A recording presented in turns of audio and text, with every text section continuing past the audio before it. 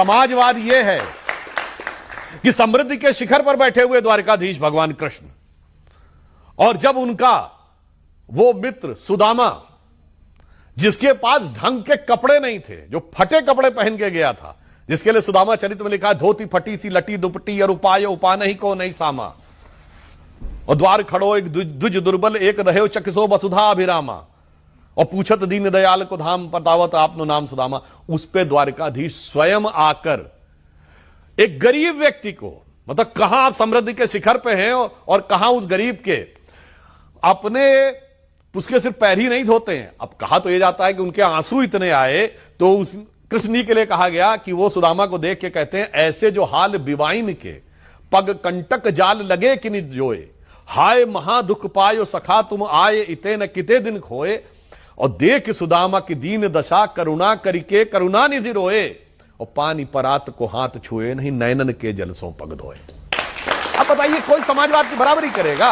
ये आके वेस्ट से समाजवाद बताते हैं हमको। और हमारा समाजवाद क्या है सुनिए, जब पितृपक्ष आता है आप बुलाते हैं पंडित को खाना खिलाने के लिए, उससे पहले 3 भाग निकालते हैं।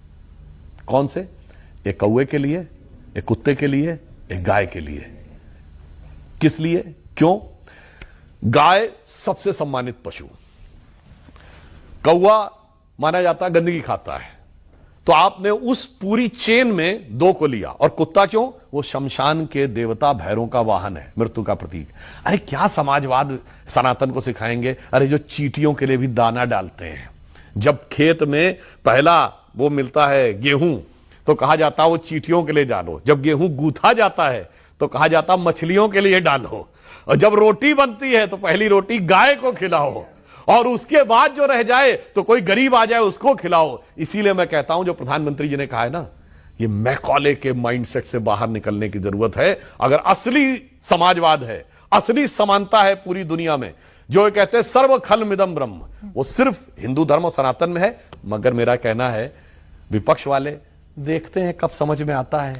एक और रामचरितमानस की चौपाई है, तुलसी अपने राम को रीज भजे चाहे खीज, खेत पड़े पर जामी है उल्टा सुल्टा बीज। तो आप रीज के ना सही खींच के ही बजो तो भी हमें स्वीकार।